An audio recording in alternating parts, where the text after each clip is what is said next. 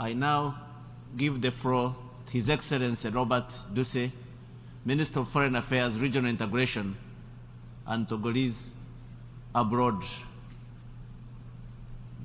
Protocol, escort His Excellency.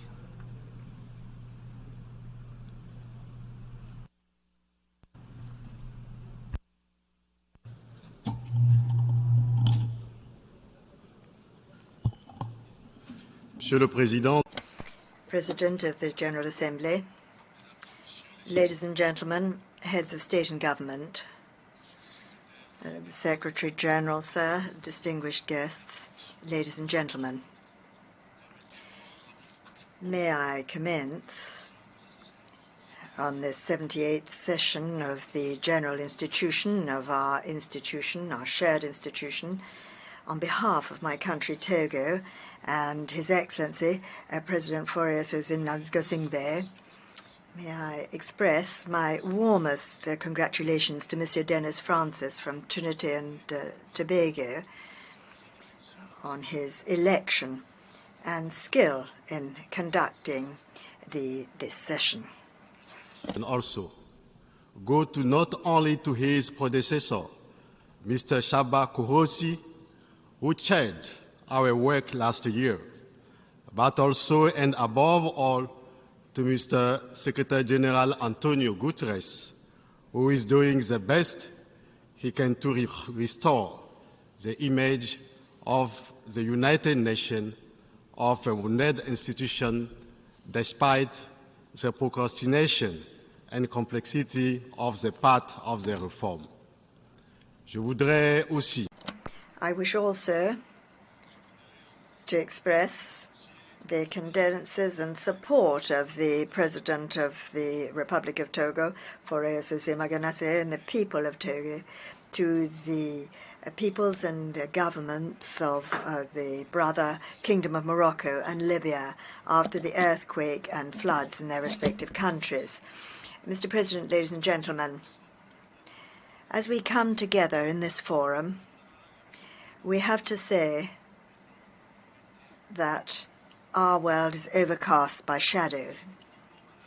It is very sick, and this demands that we shoulder a responsibility worthy of the level of the United Nations.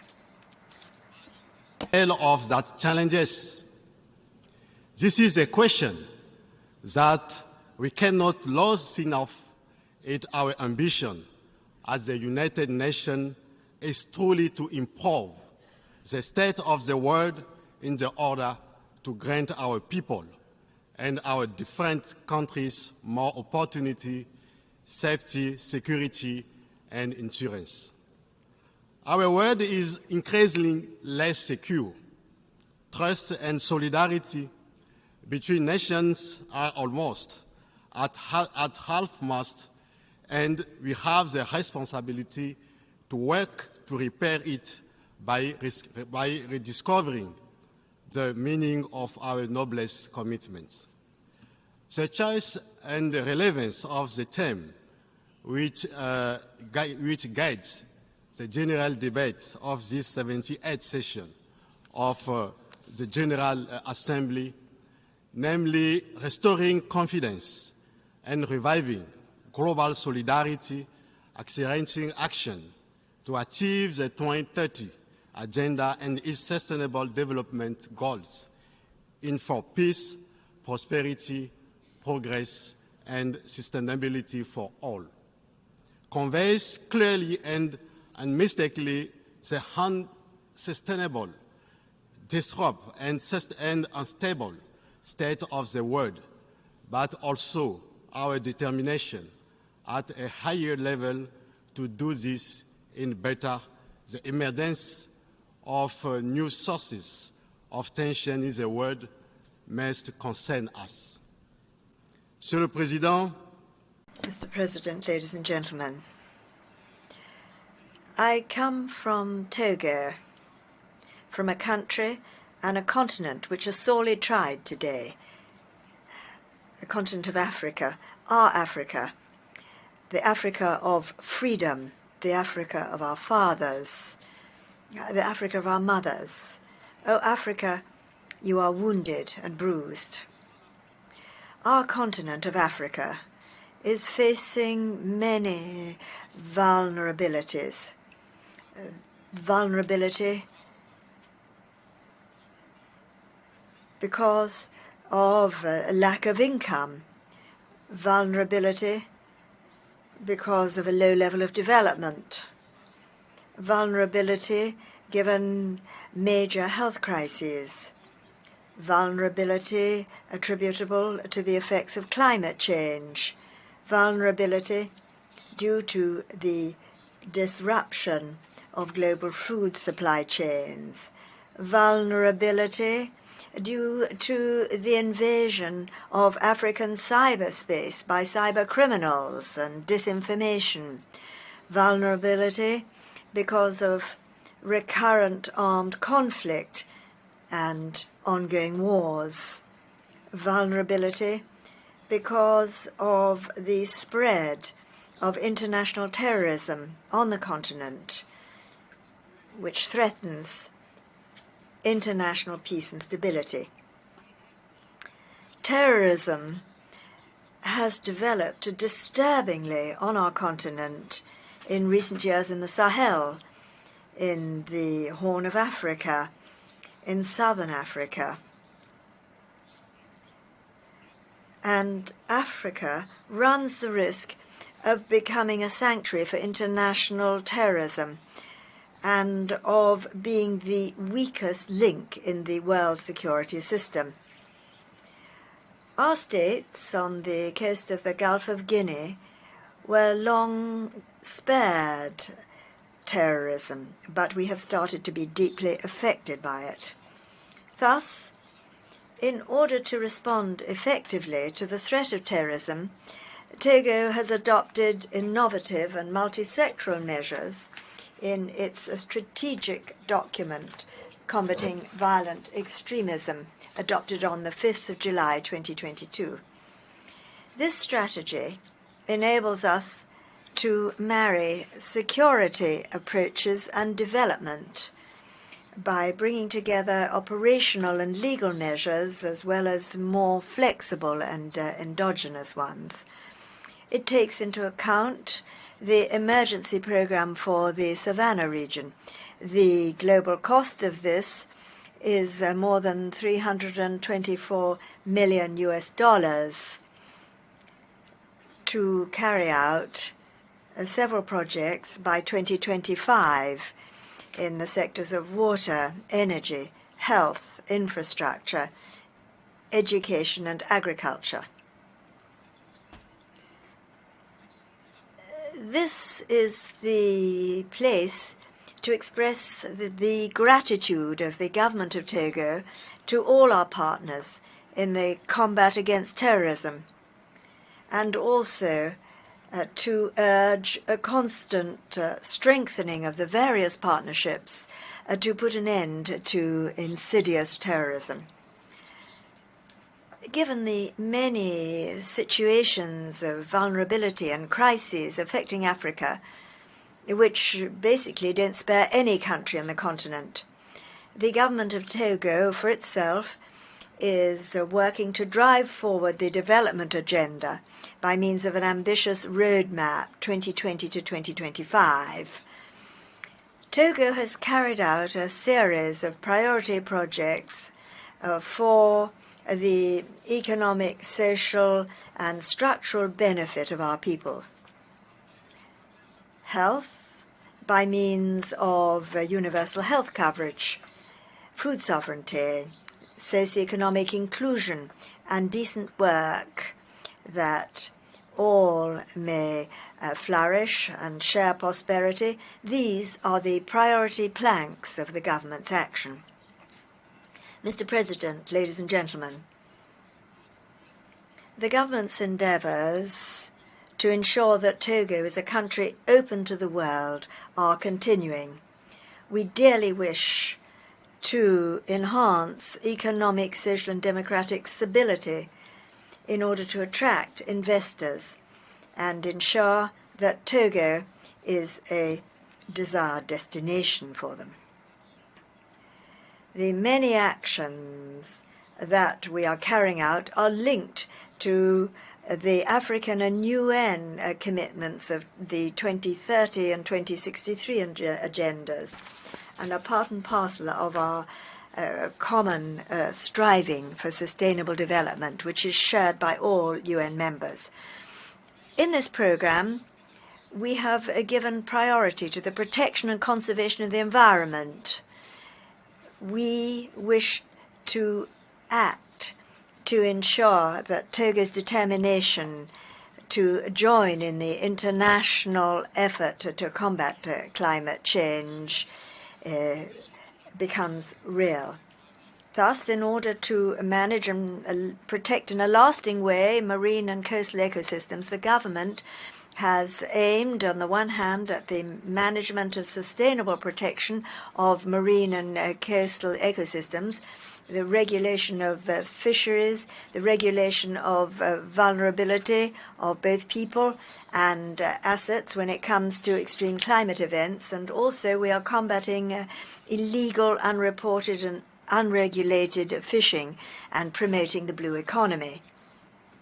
Regarding the sustainable protection of the marine and coastal environment, Togo has instituted a regional program for the integrated management of the coastline and to combat coastal erosion. Togo wishes to ensure the protection of 90% of its coastlines by 2025. Then, within the framework of preserving and restoring ecosystems and combating desertification, Togo launched a significant national program of reforestation of 1 billion trees by 2030.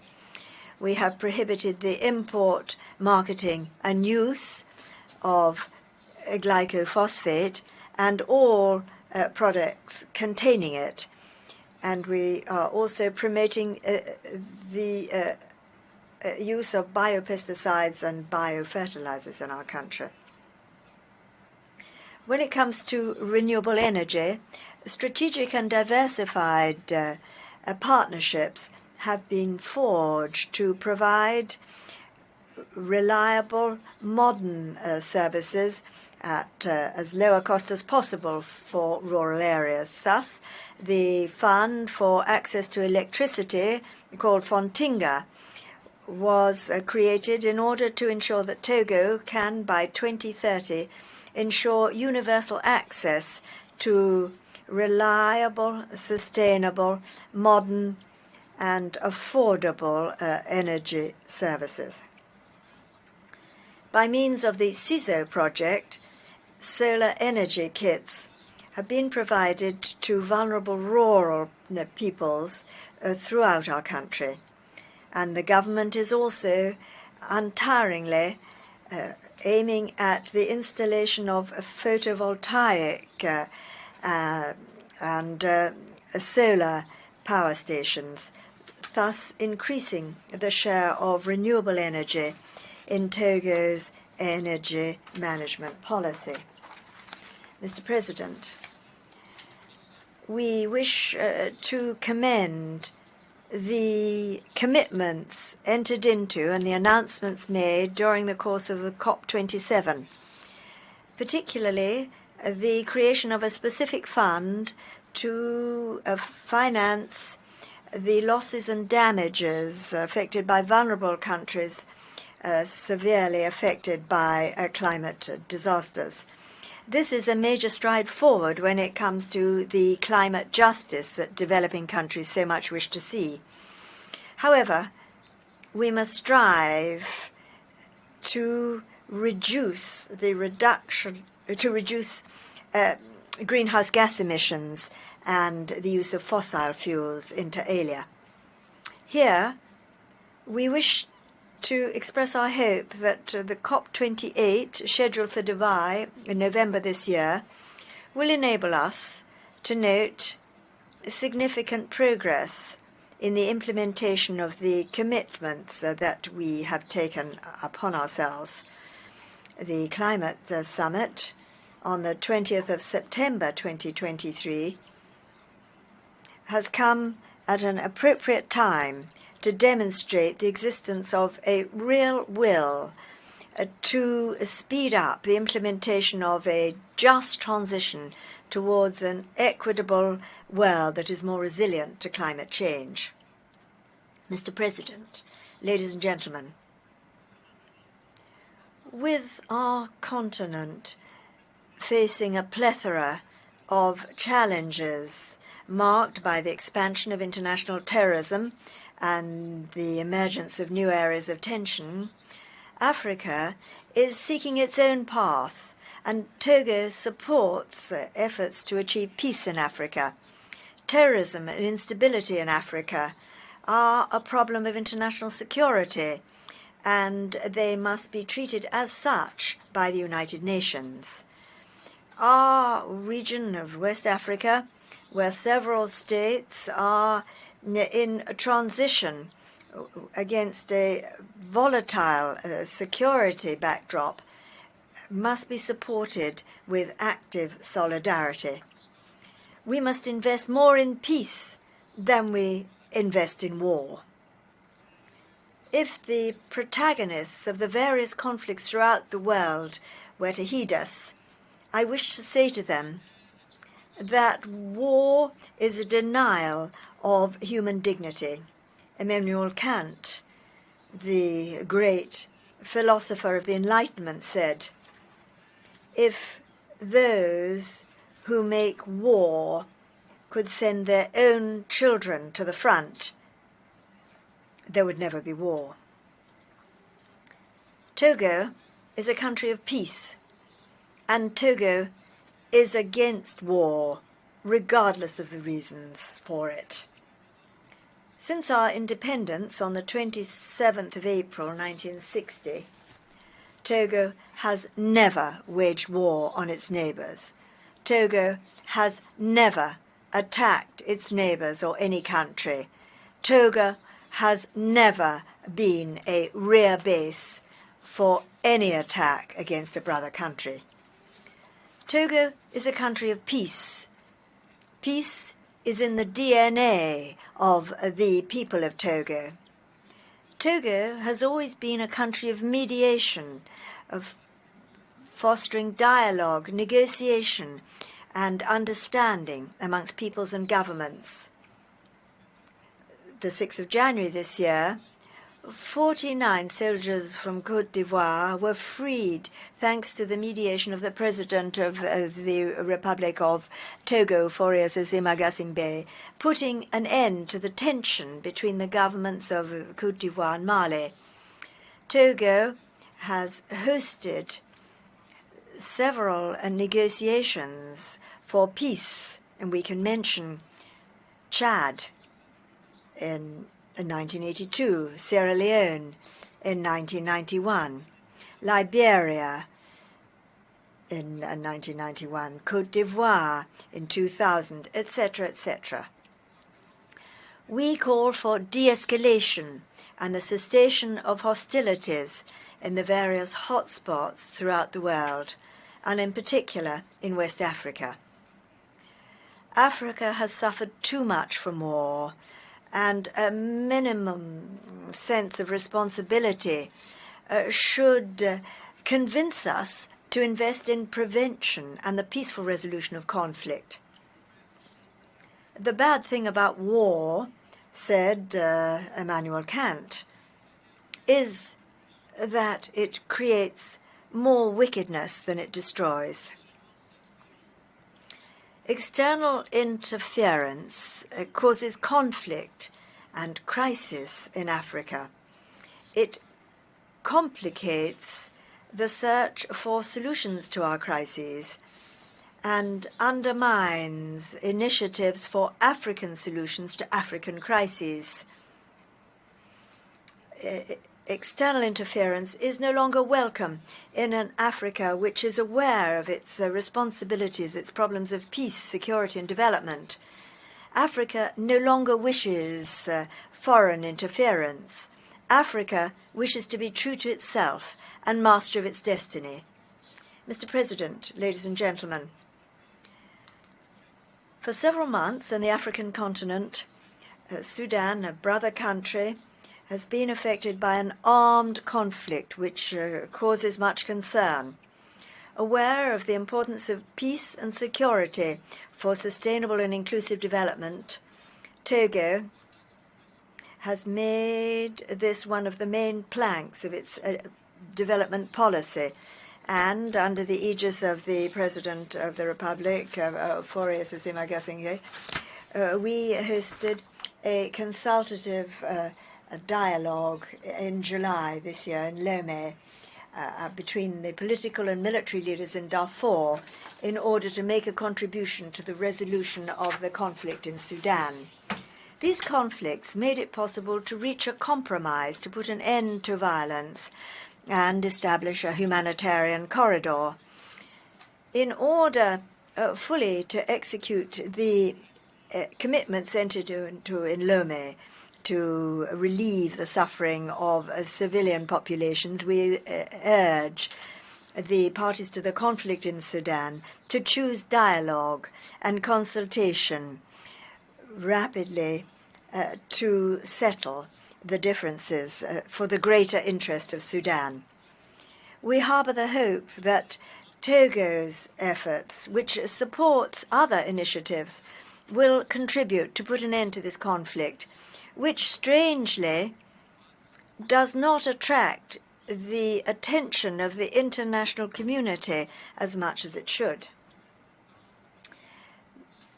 Recent times have also been marked in West Africa and in the Sahel by the unconstitutional establishment of traditional regimes, raising questions and requiring us to rethink our systems of governance. Will be examined at Lomé Peace and Security Forum, which first edition is scheduled for 21st and 22nd October 2023, under the theme of strengthening transition to democratic governance in Africa. The aim is to examine how to develop strategies to meet the challenges of political transition in a coordinated, relevant, and effective manner. Faced with the political and security crises that are transforming Africa, it's even more necessary to adopt a posture of adaptation. Thus, Togo and several other countries decided in Lomé in May 2023 to create the African Political Alliance, which is intended to be a framework for consultation, political dialogue, and joint action based on historical ties of fraternity and the principles of the sovereign equality of states, independence, and unity of action. Pour ce qui est de la réforme, regarding the reform of the United Nations Security Council, we do not wish to return to this. As we have already said, Africa can no longer be marginalized from the body whose task it is to ensure international peace and security. The Security Council can no longer remain a mere group of the victors and their allies of the Second World War. Nothing can justify maintaining the status quo. The ideologies and institutional structure of the post-war world are now obsolete. The status quo can no longer continue. Mr. President, ladies and gentlemen, we have arrived at a new era in the relations of Africa and the global south with the world. And in this new state of affairs, Africa no longer wants to remain overshadowed by any major power. The times when other bodies claimed that they could speak on behalf of an Africa that they did not heed at all here in the United Nations and on the international scene, that time has passed. The partners of Africa, be they new or old, who are still hesitant in accepting the new course taken by Africa in our development, have to change their attitude and their approach to an Africa which has radically changed. In recent decades, our world has undergone major silent revolutions, the significance of which lies in the renewal that is brought about in international relations throughout history. The reality of the world is that there are no longer monopolistic centers of gravity. The center of the world is now here, not elsewhere at all. Nobody is at the center of the world. What is clear, and what we wish to recall here, is that Africa now perceives its relations with the great powers in relation to its own interests. At this same platform, I told you that Africa no longer wants to align itself with the great powers, whatever they may be. The role assigned to Africa in this 21st century is evocative of the image that certain power of our continent still have, their zone of influence.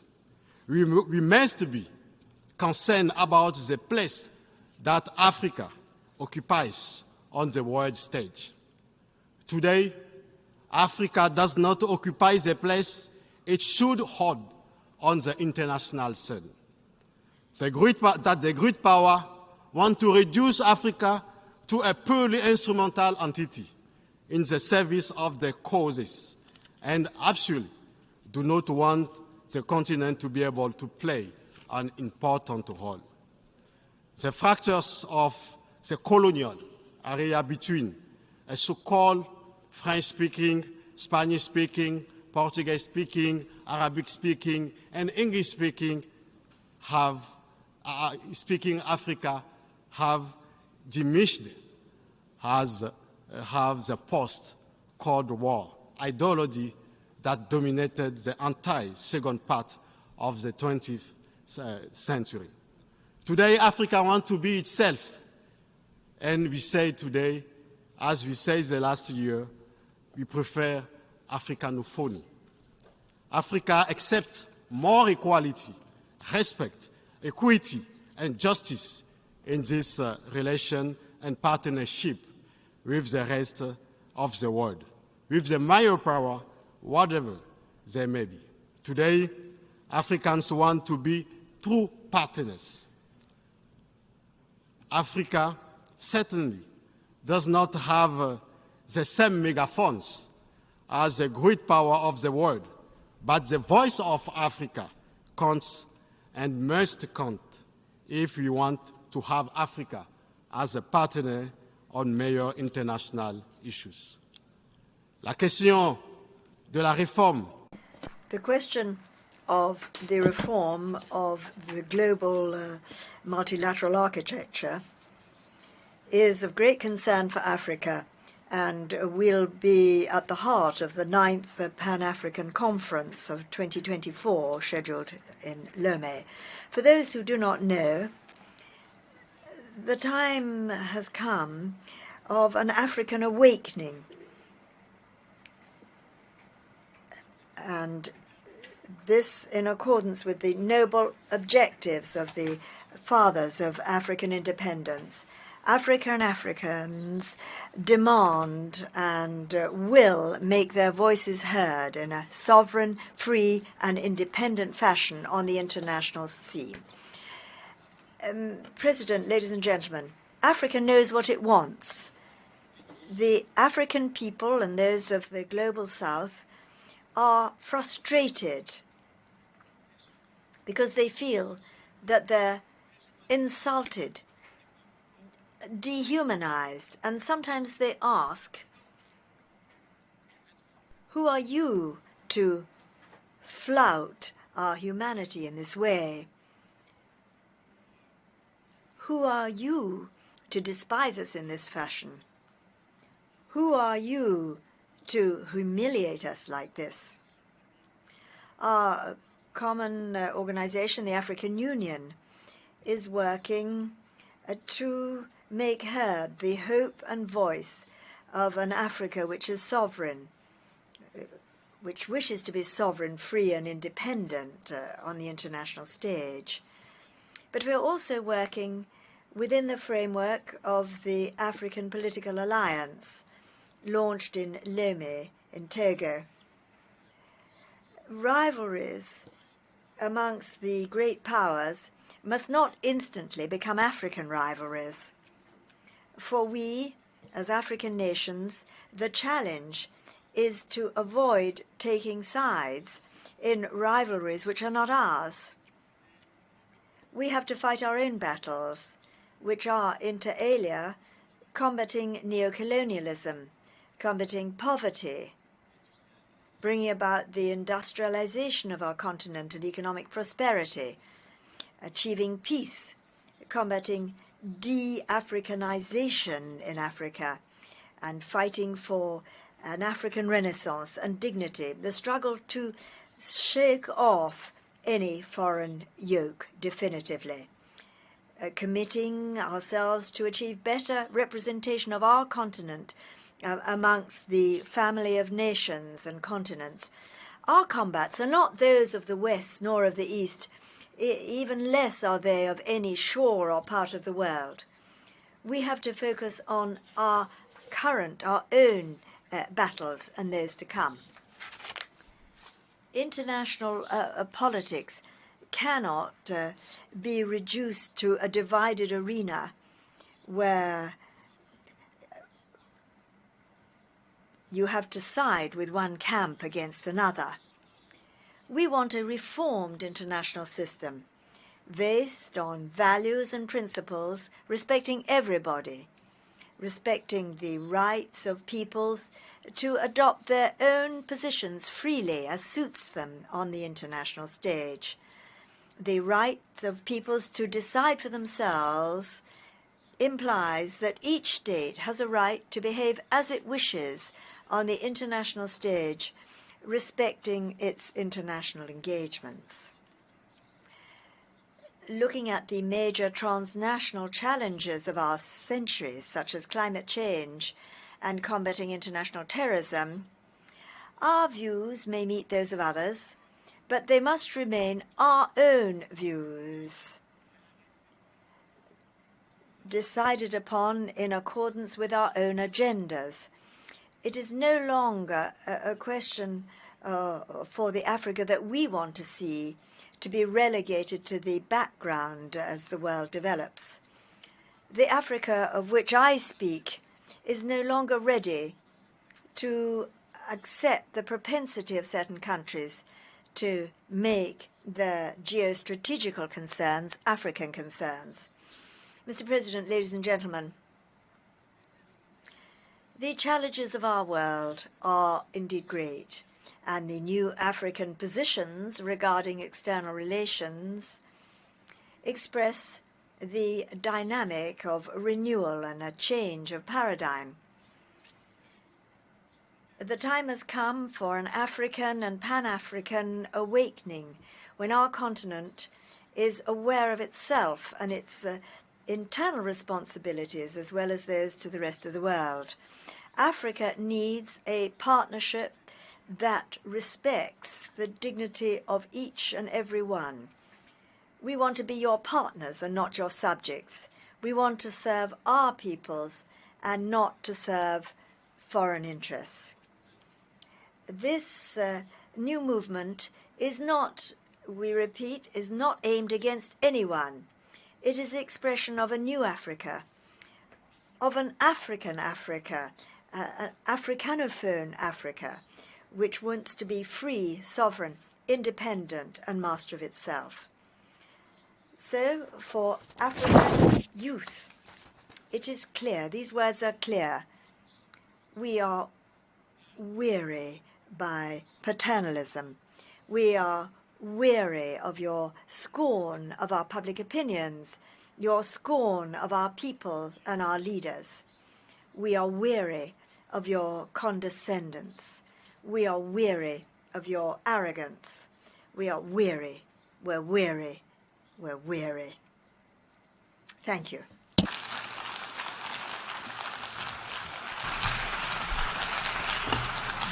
I thank the Minister of Foreign Affairs, Regional Integration and Togolese abroad of Togo.